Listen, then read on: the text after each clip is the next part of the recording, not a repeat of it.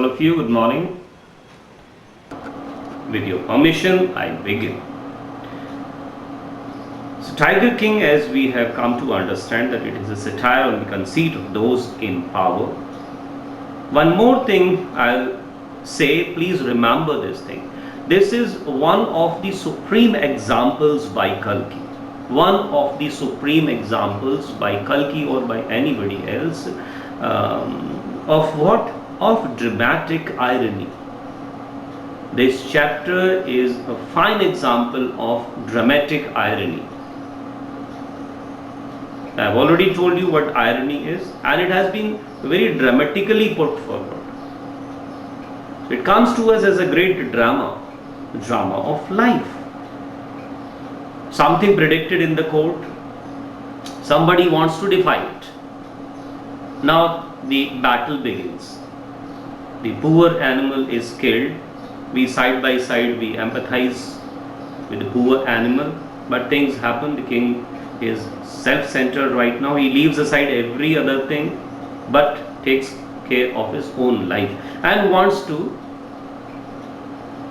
overcome death, his own death. Killing started, all the other incidents also happened, and we got ample of glimpses where we found that the king is courageous, the king is gallant, he is strong, he is powerful. We get an insight into this thing. He is intelligent at the same time. We get so many illustrations to back up this argument, etc., etc.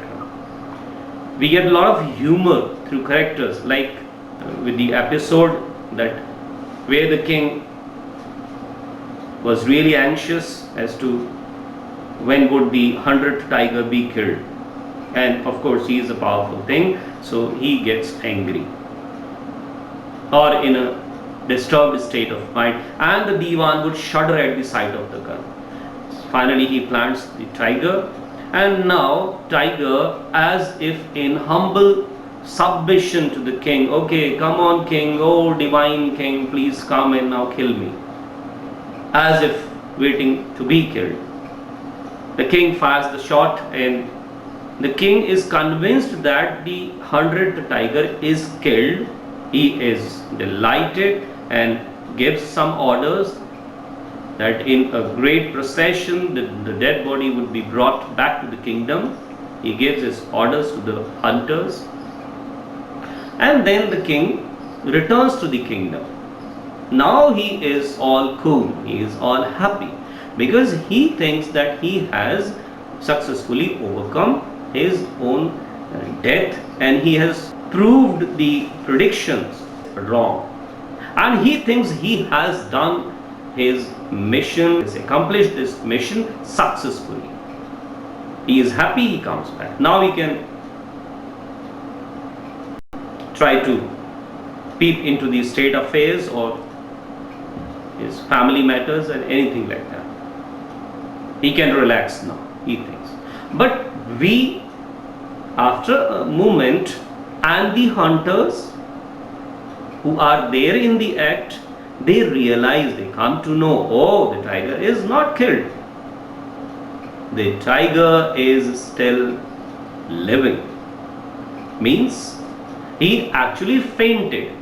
He was a weak tiger, not very strong and ferocious like in the youthful days the tiger might have been. He is an old tiger. So he faints and then he crumbles down. The king thinks that he has killed the tiger. This was how he was convinced. But the hunters come to know, but who would tell it to the king? Who would report it to the king that, oh, the tiger is not actually killed? King might be infuriated, he might become angry, and he might punish them. King is a king. King becomes angry and your life is put to threat. So hunters would never go and report, nobody would go and report it to the king as to what the reality is. So what they do, one of the hunters goes to the tiger close enough and fires the shot point blank. So in order to save themselves, they fire the shot. They kill the tiger finally. So if we can take it through the hunters, even hunters, they could have left the poor beast with life. They could have spared the beast, could have let it go, but they did not. They wanted to save their own lives and they killed the poor beast. So nobody cares a fig about the poor tiger, isn't it? So everybody is bent upon killing the tiger, who has done nothing wrong either to the king or to anybody else. Just a poor beast, a cruelty towards animals. Everything must be satirized, and therefore it is a satire on the conceit of those in power. Whosoever grabs a situation where he gets a chance takes advantage. People become self-centered. This has been highlighted. Anyways, so they kill the tiger, and other parts of the king's orders followed likewise. Now this episode for them comes to an end. Now everybody has to forget and come on to the regular state affairs or the regular course of life, and that story is, the chapter is closed. But did it actually? Now we know it very well. We are the readers. We know it very well, and we must be curious with that. We are very clear that the 100th tiger has never been killed by the tiger king, or by the king rather. But the king is convinced that he has successfully killed the 100th tiger. We know something, that is the stark reality here. The king knows something else, that is the reality for him. Now the situation where there is his child's birthday, it is his 3rd birthday, and must receive a gift from the father. Now he can attend to his family matters even. So he has to enjoy life now. Earlier he was very busy with killing the tigers, forgetting all other phase of life or state affairs. Now he can play with the child. He has time, and he has to buy a gift. So he goes to the market, you can assume, I can read in the text. He goes to the market and goes to a shopkeeper, and shopkeeper has to quote a price for something, and he thinks that, oh, I have killed so many tigers. Earlier also, when he killed the very first tiger, what does he do? He flaunts the dead body of the poor beast, dead now, in front of the astrologer. Oh, what do you say now? I've killed your tiger. He would boast. And right now, for the king, for the father who has successfully killed 100 tigers, what he thinks? What could be better than this gift, when he cites that there was a toy tiger in some shop, and he wants to buy that toy tiger. Okay, what is the price, Mr. Shopkeeper? He would say. The shopkeeper has to quote a price. Everything that comes from the king is an order, is a command. So the shopkeeper must respond. He has to quote a price. What do these shopkeepers, local shopkeepers, when some tourists come, you must have come across interesting stories related to that. They quote super high prices. A thing that is worth 10 rupee, they would say, okay, it is 500 rupees, 500 they would say. And the tourist would be, oh, and they would try to add so many values to that thing. The same thing can be attached, the same idea can be attached to this situation where the shopkeeper quotes a price. It is written there, okay, 300. How many are there? The wooden tiger costs only 2 annas and a quarter in actual. But the shopkeeper knew that if he quoted such a low price to the Maharaja, he would be punished under the rules of emergency. So he fears something, and he cannot quote this low a price. That was the actual price. The wooden tiger cost only 2 annas and a quarter, but the shopkeeper knew that if he quoted such a low price to the Maharaja, he would be punished under the rules of the emergency. So what did he say? So he said, Your Majesty, this is an extremely rare example of craftsmanship. All lies. He is lying. Later on it is discovered.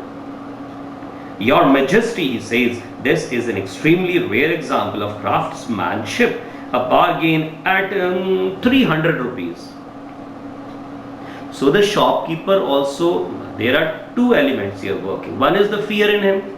The other thing is that, oh, he becomes greedy. Oh, maybe the king is going to gift me something. Maybe he would say, okay, you take this necklace because you are giving me the gift for my child. So there is a drama with every incident. There is an association of this dramatic irony here. But the biggest irony is about to come. It would only be revealed in the climax, as the writer says, Kalki. Still we have no idea about we can just assume. And we have to go through the story still further. Little is left. And the ultimate dramatic irony would be revealed only and only in the very end of the chapter.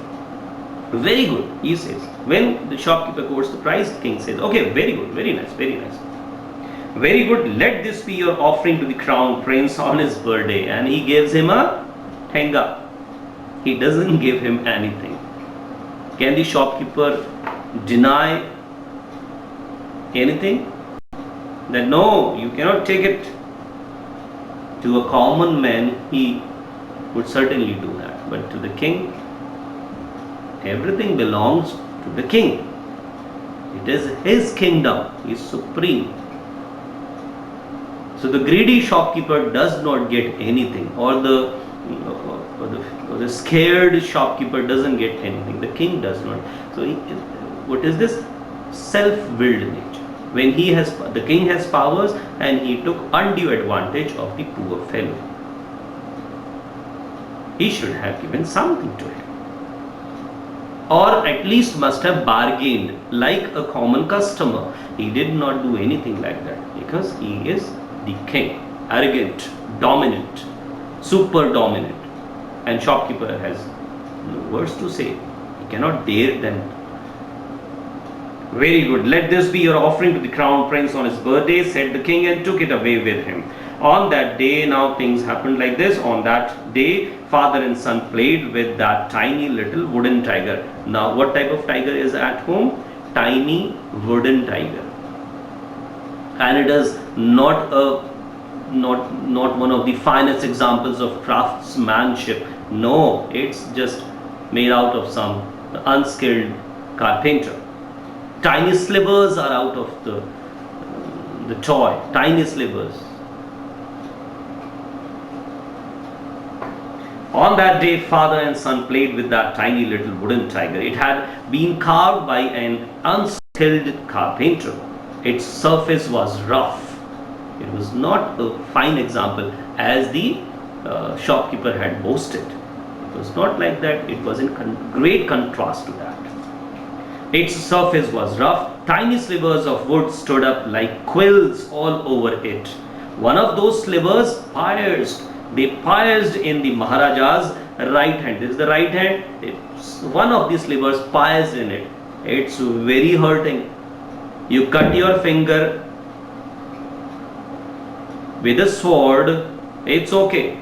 But when there is a tiny sliver in your finger, it is more hurting, isn't it? So you can understand and imagine that. Its surface was rough. Tiny slivers of wood stood like quills all over it. One of those slivers pierced the Maharaja's right hand. He pulled it out with his left hand and continued to play with the prince. He took it out and continued to play with the prince. Very simple. Just a tiny sliver. What harm could it bring to the king? But see what happened. Now the dramatic irony enters into the text, or through the text into our understanding. What happened? The next day, the king who had killed 99 tigers successfully, and the 100th one, what he thinks he has successfully killed. Anyhow, even if 99 tigers are killed, he had fought with with one or two tigers barehanded as well. But see what happens here. The next day, infection flared, it flourished in the Maharaja's right hand. The next day, remember all these words that I am trying to emphasize. The next day, infection flared in the Maharaja's right hand, and in 4 days, it developed into a supporting sore full of pus. Supporting sore full of pus, which spread all over the arm, all over his arm. A tiny sliver was taken out, and the very next day it turned into some supporting thing, and the whole arm got affected.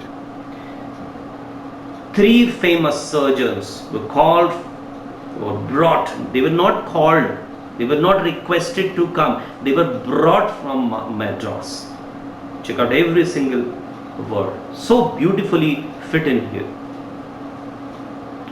3 famous surgeons were brought in from Madras.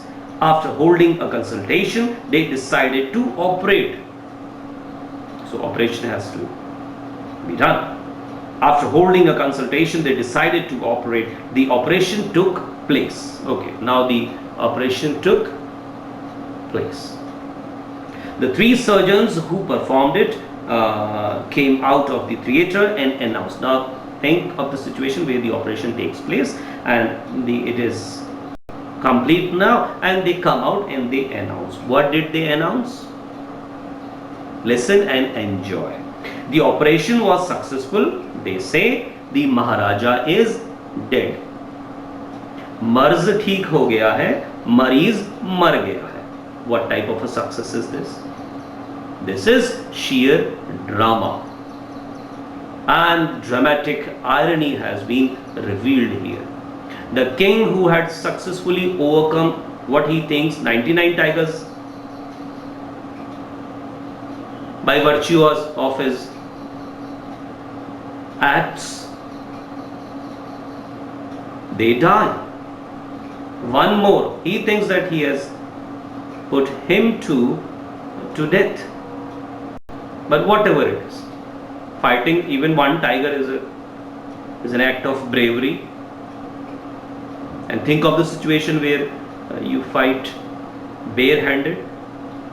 So that king, who was all powerful, who thought that he had successfully overcome death, he had defied death, how does he die? Did the living tiger kill him? No, not at all. Living tigers were actually killed by him. By virtue of all his powers, he could overcome them. He could put them to death. But how did death come to him? As if the toy tiger has taken the revenge. It is the toy tiger that finally takes the revenge. And this is the extreme example of dramatic irony. I hope I am clear. 3 famous surgeons were brought in from Madras. After holding a consultation, they decided to operate. The operation took place. The 3 surgeons who performed it came out of the theatre and announced the operation was successful. The Maharaja is dead. What type of surgeons are they? You can understand. I have a very simple cough and cold and I can afford, I am a multi-millionaire. I would not entertain any of the Indian doctors. I would go straight to Switzerland. Isn't it? Try to think about this situation. The Maharaja had no faith in his own surgeons. We also get our answer to the very important question that was there always all throughout the text in us. Oh, how did he acquire this title, the Tiger King? And Kalki now answers this question. Oh, this is the story all about, that backs up this title. So many grand titles that talk of his courage, but this particular title talks of dramatic irony. The king who wanted to defy death, death, of course, was certain. So anybody who would try to go for that would be a failure.